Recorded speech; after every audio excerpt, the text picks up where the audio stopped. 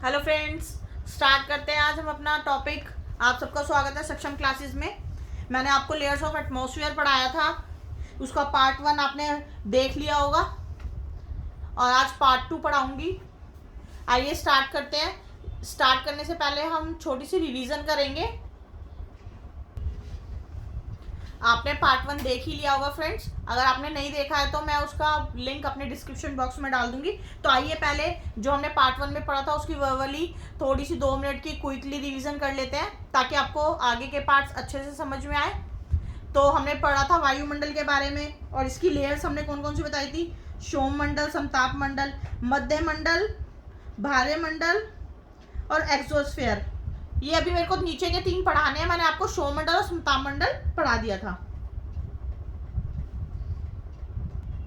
हमारा जो सौरमंडल है ये वायुमंडल की सबसे नीची परत है और ये सबसे महत्वपूर्ण है क्योंकि मैंने आपको बताया था कि इसी में हमारा जैव क्या कहते हैं बायोडाइवर्सिटी जो हमारी है, जैव लोग इसी में रह सकते हैं। एनिमल्स, ह्यूमन बींग्स, आप, हम सब सौरमंडल में ही रह सकते हैं क्योंकि यहाँ पर जो हमारी चीज़ें हैं, देखो इसमें लिखा हुआ भी है कि यहाँ पर रहना ही पॉसिबल है क्योंकि यहाँ पे वायु, सांस लेने के लिए सब चीज़ है। मगर जितने ही हम ऊंचाइयों पे जाते रहते हैं हमारी ऑक्सीजन लेवल कम होता जाता है। तो ये मैंने आपको बताया था कि इसकी 18 किलोमीटर की ऊंचाई है। हमारा दूसरा है समताप मंडल। समताप मंडल में फ्रेंड्स मैंने आपको बताया था कि ओजोन लेयर भी होती है और ये इसकी ऊंचाई है 50 किलोमीटर्स की। और उस ओजोन लेयर मैंने क्या बताई थी 20 से 25 के बीच में, यानी कि 18 से 50 के बीच में जो 20 से 25 आता है उसमें हमारी ओजोन लेयर होती है। और ओजोन लेयर जो है ये हमें आपको पता ही है परिवैंगनी किरणों से बचाती है। समताप मंडल सबसे, अगर आपसे पूछा जाए ओजोन लेयर कहाँ पे उपलब्ध होती है, कहाँ पे स्थित होती है, तो आप समताप मंडल लगाएंगे क्वेश्चन में। और इंसान, ह्यूमन, हम सब कौन से मंडल में रह सकते हैं, तो आप बोलेंगे सौरमंडल में। सिर्फ जीवन सौरमंडल में ही रहा हो सकता है पॉसिबल। ठीक है फ्रेंड्स, आइए और आगे के टॉपिक पढ़ाते हैं। आइए स्टार्ट करते हैं। हमारा मध्य मंडल समताप मंडल के ठीक ऊपर होता है ये और इसकी ऊंचाई होती है फ्रेंड्स 80 किलोमीटर। उसकी कितनी बताई थी मैंने अभी, सौरमंडल की 18, समताप मंडल की 50 और इसकी है 50 से 80 के बीच में। और ओजोन की भी याद रखिएगा फ्रेंड्स 20 से 25। इंपॉर्टेंट है, बहुत ज़्यादा क्वेश्चन पूछा जाता है ओजोन लेयर पे। इस परत में ऊंचाई के साथ साथ तापमान में कमी होने लगती है और 80 किलोमीटर की ऊंचाई तक पहुंचने कर यह -100 डिग्री सेल्सियस हो जाता है इसका टेम्परेचर। और अंतरिक्ष में प्रवेश करने वाला उल्का पिंड इस परत में आने पर जल जाता है। मतलब कि जब ऊपर से कोई भी उल्का पिंड आता है, यानी कि जैसे कोई भी एक लाइट वाला गोला होता है, जैसे अगर वो डायरेक्ट धरती पे गिरेगा तो बहुत ज़्यादा लोगों को हार्मफुल हो जाएगा, किसी को कुछ भी हो सकता है। मगर ये हमारा मध्य मंडल में आकर रुक जाता है और मध्य मंडल में आकर ये डिस्ट्रॉय हो जाता है ताकि हमें सौरमंडल पे रहने वाले लोगों के लिए कोई हार्मफुल नहीं हो पाता है। ये मध्य मंडल हमारे उस उल्का पिंड का क्वेश्चन भी आता है फ्रेंड्स कि उल्का पिंड किस परत में आके जल जाता है, तो आप बोलेंगे मध्य मंडल में आके जल जाता है। ये बहुत ही इंपॉर्टेंट होती है, हर परत अपने आप में इंपॉर्टेंट है। अगर आपसे ओजोन के लिए पूछेंगे तो आप समताप मंडल लगाएंगे और अगर आपसे पूछेंगे कि उल्का पिंड आके किस में जल जाता है तो आप क्या लगाएंगे, मध्य मंडल यानी मेसोस्फेयर।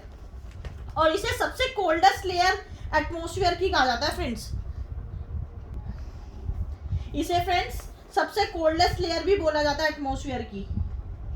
ये हमारी कोल्डेस्ट लेयर है, इसे भी याद रखिएगा। कौन सी है कोल्डेस्ट लेयर, मेसोस्फेयर। इसे मध्य मंडल। आप इन चीज़ों को जितना ज़्यादा इंग्लिश में याद रखेंगे ना फ्रेंड्स उतनी ज़्यादा आपको दिक्कत कम आएगी, क्योंकि कितनी बार क्या करता है एग्जामिनर कि वो ना मेसोस्फेयर है तो उसे मध्य मंडल ना लिख कर ना मेसोस्फेयर इंग्लिश में भी लिख देता है और हिंदी में भी लिख देता है, फिर आप कंफ्यूज हो जाएंगे। तो इस वजह से इसको कोशिश करें कि दोनों में याद रखें। और उल्का पिंड कहाँ आके जल जाता है ये तो मैंने भी आपको बताया ही है। एक तो ये कोल्डेस्ट लेयर है, यहाँ पे उल्का पिंड आके जल जाता है और इसे शूटिंग स्टार भी कहते हैं। शूटिंग स्टार ये भी क्वेश्चन बहुत ज़्यादा पूछा जाता है यूपी टेट में या फिर और कॉम्पिटिटिव एग्जाम में काफ़ी बार देखा गया है कि शूटिंग स्टार किसे कहा जाता है, तो आप बोलेंगे शूटिंग स्टार मेसोस्फेयर मंडल को कहा जाता है, यानी कि हिंदी में बोलते हैं सर टूटता तारा।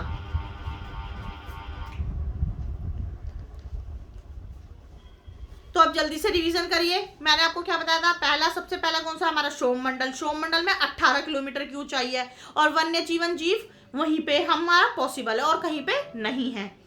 दूसरा समताप मंडल, ओजोन लेयर होती है उसमें, और ओजोन लेयर कौन से कितने पे मिलती है, 20 से 25 किलोमीटर की ऊंचाई पे दिखने को मिलती है और ये हमें परिबैंगनी किरणों से बचाती है।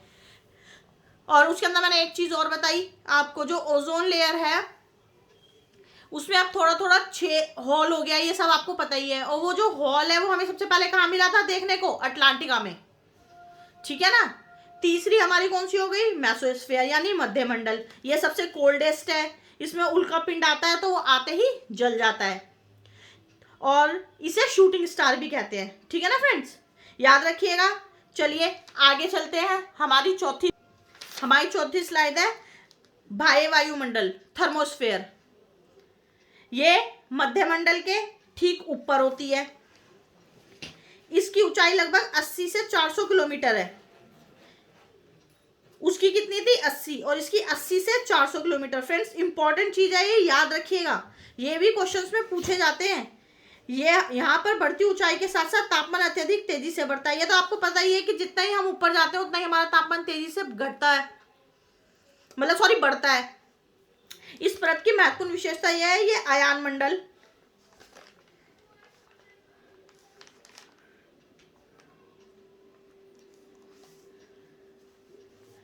इसे आयान मंडल भी कहते हैं, भारी मंडल भी कहते हैं, आयान मंडल भी कहते हैं, ठीक है ना फ्रेंड्स।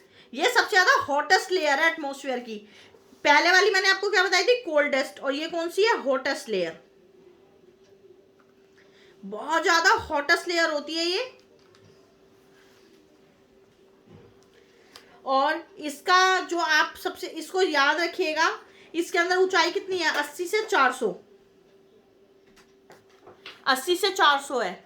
और फ्रेंड्स एक चीज और याद रखिएगा, जब भी कोई हमारा अंतरिक्ष का स्पेस, मतलब कोई भी यान हमारा जब अंतरिक्ष में जाता है तो वो 100 किलोमीटर से ऊपर जाता है ना, तो वो अंतरिक्ष में चला जाता है। यानी कि हमारा स्पेस अगर 100 किलोमीटर से ऊपर जाता है, 100 किलोमीटर से ऊपर, तो वो अंतरिक्ष में चला जाता है हमारा। और हमारी कर्मा की लाइन यानी थर्मोस्फीयर कितनी है हमारी, 400 किलोमीटर है। ये बहुत इंपॉर्टेंट है फ्रेंड्स, इसे भी याद रखिएगा कि अंतरिक्ष में 100 किलोमीटर के ऊपर जब हमारा कोई भी यान जाता है तो वो हमारा अंतरिक्ष यान में पहुंच जाता है, अंतरिक्ष में पहुंच जाता है हमारा यान।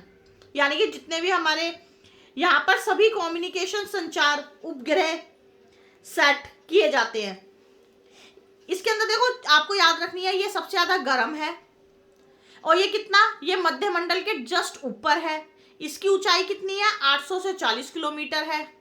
और इसमें स्पेस अगर 100 किलोमीटर से ऊपर चला जाता है तो वो अंतरिक्ष में चला जाता है।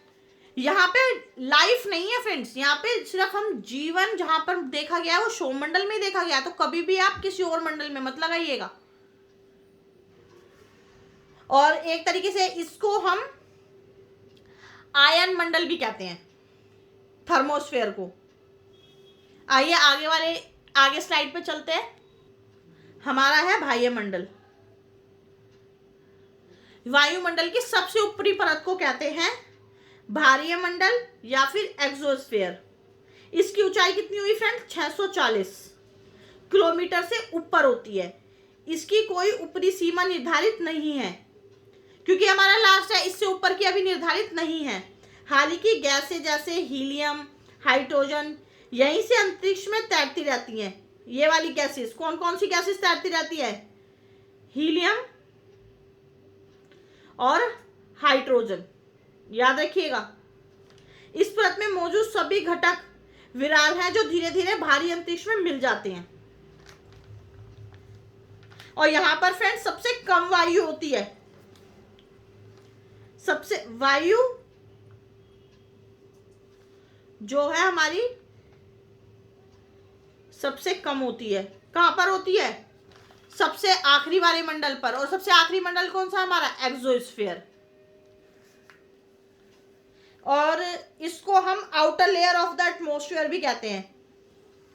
कितनी बार क्वेश्चंस पूछ लेता, यहां पे लिख देती हूं मैं आपके लिए, आउटर लेयर। आउटर लेयर है ये एटमॉस्फेयर की, आउटर लेयर यानी भारी भारी परत।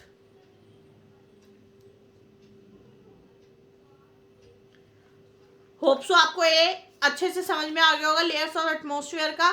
हमारे पांचों, मेरा पार्ट 1 और पार्ट 2 आप देखेंगे तो आपको पांचों मैंने लेयर्स अच्छे से समझा दी है। और पार्ट 1 का मैं डिस्क्रिप्शन बॉक्स में आपको लिंक प्रोवाइड करा दूंगी। अगर आपकी कोई भी क्वेरी हो तो आप कमेंट बॉक्स में ज़रूर करें, ताकि मैं उस क्वेरी को सॉल्व कर पाऊँ आपकी। आपको ये वीडियो पसंद आया तो लाइक शेयर सब्सक्राइब ज़रूर करें। Thank you for watching.